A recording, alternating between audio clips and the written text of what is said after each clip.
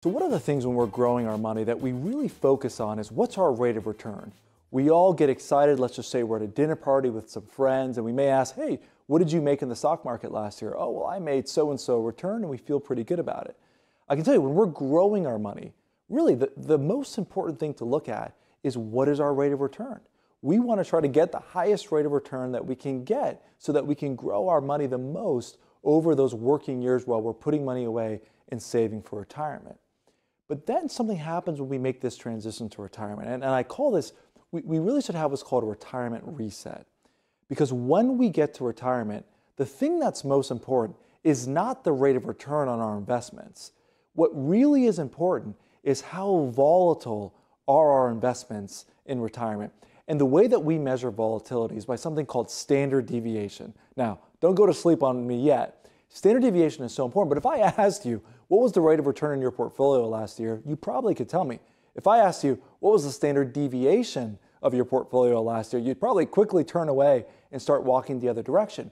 But as someone that's approaching retirement or in retirement, the standard deviation, how volatile our portfolio are, really could have a much bigger impact on our retirement than actually our rate of return. And what I'm about to show you is a lower returning investment with a lower standard deviation or lower volatility could actually be much better than a high returning investment and higher volatility. Let's just say that someone that's approaching retirement, they've saved $1.5 million for retirement.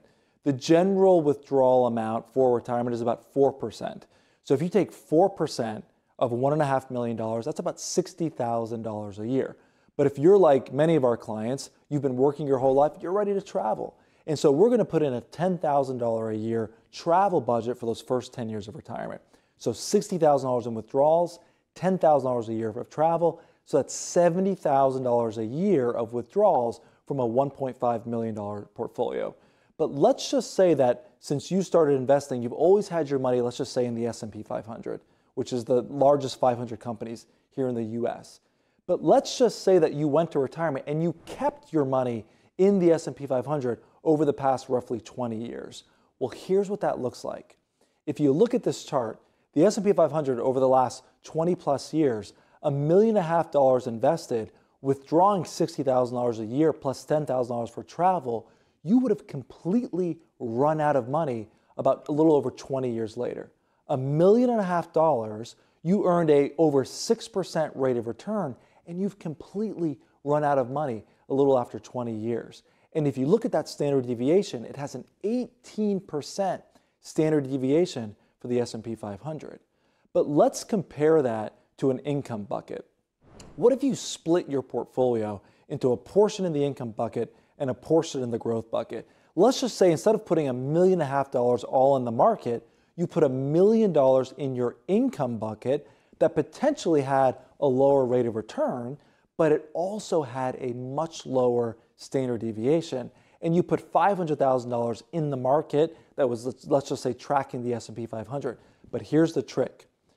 When we're making those withdrawals in retirement, we're only pulling money off of the income bucket and we're not taking any money off of the growth bucket. So let's just say that our income bucket only gets half of the return. So if the stock market does 15, we're only doing 7.5. If it does 10, we're only earning 5. So we're only getting half of the return of the market, but we're not getting any of the losses. So if the stock market goes down 20 or 30%, we don't make anything in those years, but we don't lose anything in those years. So I think we could all say that that's a much more conservative investment than being in the stock market. So let's see how those numbers play out.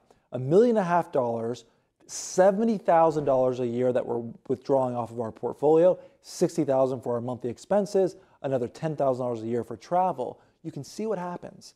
After over 20 years, that $1.5 million, there's still over $1 million left in the portfolio. If you compare that to the stock market side completely ran out of money. Well, David, how in the world do we both start with $1.5 million in both buckets? The money in the stock market that's getting a higher rate of return, earning over 6%, I run out of money. But if I put a portion in my income bucket that's actually earning less than the market at 5%, how do I have almost $1 million more 20 years down the road? And this is the part that I don't want you to miss. If we're so focused just on our rate of return, what happens is we may go out and invest in things that have a much higher standard deviation. And the point of this is to show you that it's okay to have a lower returning investment in retirement if it means that I have less volatility or less standard deviation. And this is why it's so important. What we adhere to at Nicholas Wealth Management is to our income bucket in our RetireReady process, where we can create a part of our portfolio that's there to really generate income, provide dividends and interest in retirement. But the key for that bucket is it's got a much lower standard deviation, which means lower volatility.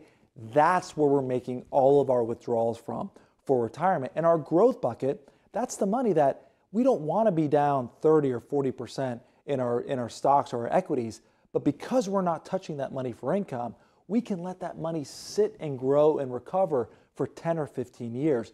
The problem is in retirement, if you're selling stocks at a loss to provide your income, you may never get that money back. So it's so important to make sure, have you had a retirement reset and do you have the proper buckets in place? We would be honored to show you how an income bucket strategy could work for your retirement.